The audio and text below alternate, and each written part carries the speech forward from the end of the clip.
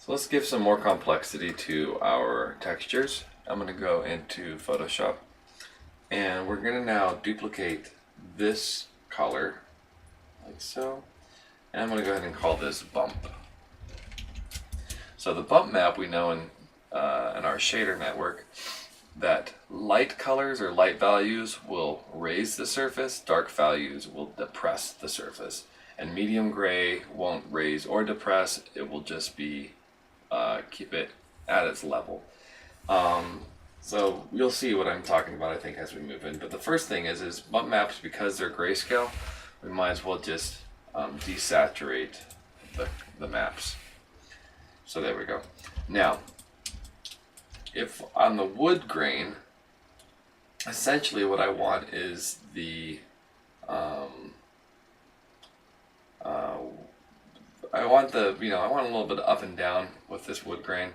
So to do that, I'm going to hit Command U or Command L for my levels, and we're just going to reduce the contrast. So reducing the contrast, you just take your output levels and you start to bring them a little closer together. All right. So now you're going to see I have a very subtle shift in values.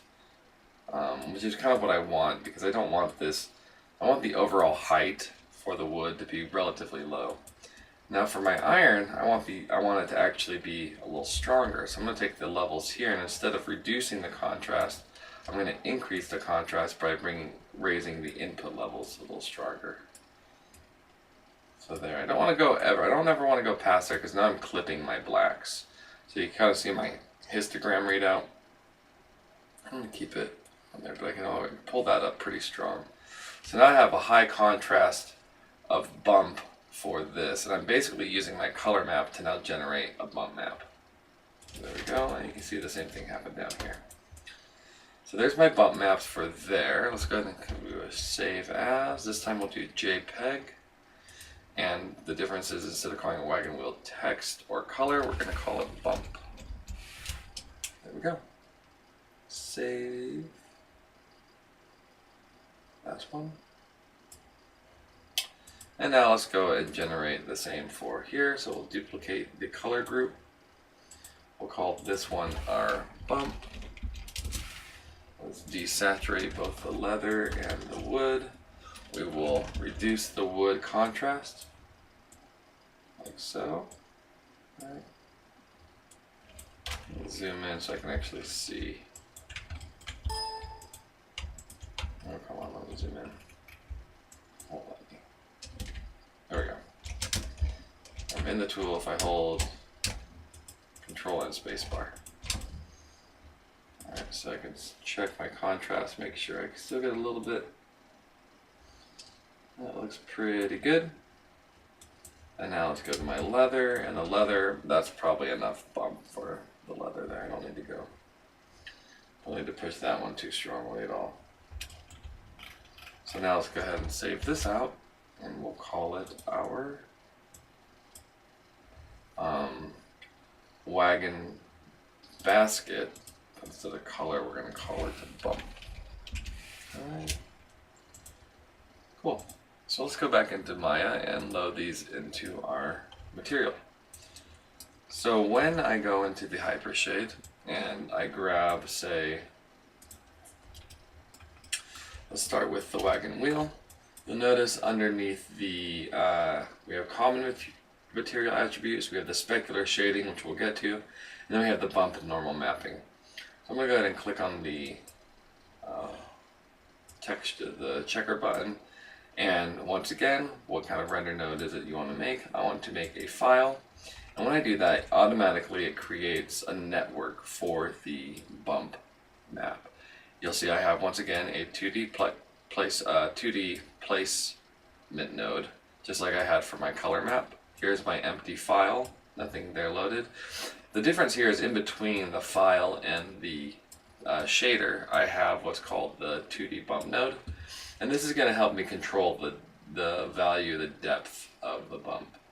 You can see I want to use it as a bump map. So I'm going to grab the texture file. I'm going to go ahead and click on image name. We're going to navigate to the texture, the wagon wheel bump node. Right? So now the file has been loaded. Let's refresh the swatch so we can kind of see it. Right click, refresh swatch right over the top of that. That will also refresh this swatch. And we have the value depth currently set as 1. The bump value, it's yellow because this file is being plugged into that channel. So that's how that works. So let's go ahead and take a look at our model and see what kind of difference is made.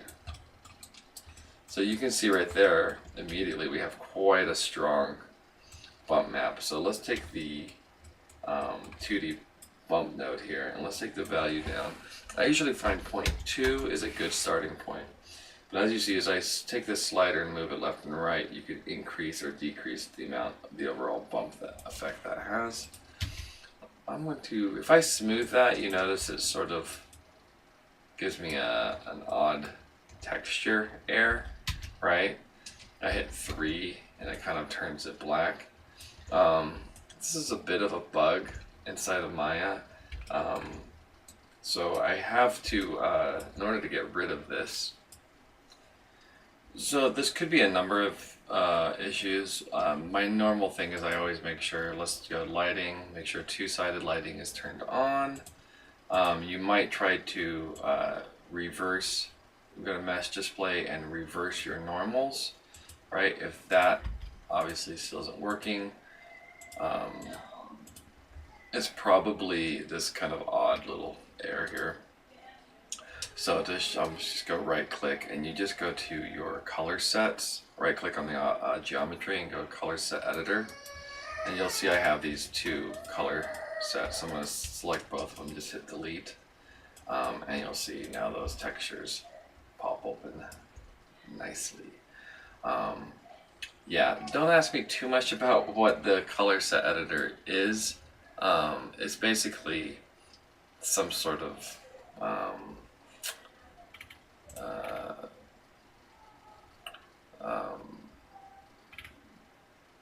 so it's yeah, I'm not even sure. It's just a fix I know that I've been able to look up and find.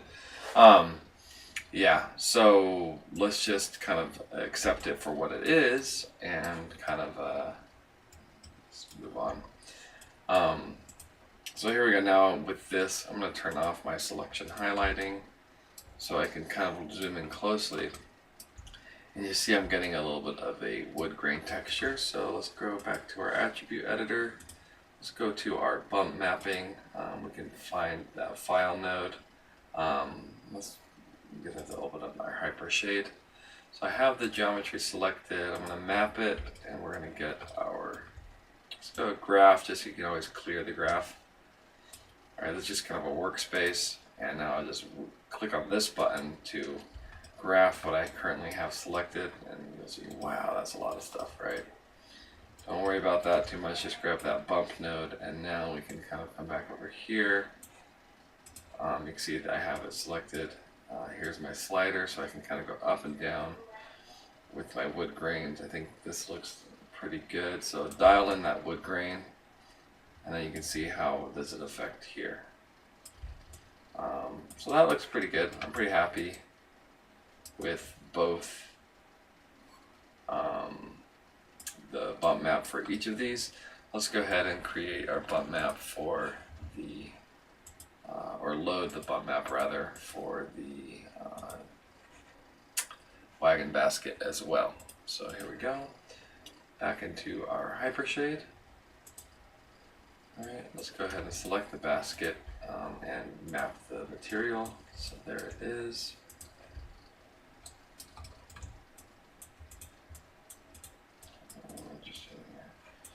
There's my basket. Move these out of the way. Just clear the graph again. And I need to go back and select my geo. Graph what's on there. There we go. So I'm going to grab the wagon basket. Let's go to the bump mapping. Create a new render node. Do a file. Here's our file. Go ahead and load the wagon basket bump. Say open. And refresh the swatch so we can see a little bit of a preview. So I'm gonna go ahead and grab that bump node now and take a look, and you'll see, ooh, that's pretty strong. So let's reduce that, starting at 0.2. And now we're getting a much better. I gotta give myself a little smooth mesh here. Just grab all the basket and just hit 3 and 3. Let's take a look at this as well, see how the bump's looking. So it looks pretty good. All right. You can see where your texture seams here when I smooth that. They're kind of revealing themselves. So that can be alleviated a little bit with the model. We're kind of over smoothing right now on the smooth preview. Nevertheless, we see we have a pretty nice looking bump map on there. So the last thing we want to do is create a specular map and see how that looks. So we'll come into Photoshop and let's go ahead and make our specular.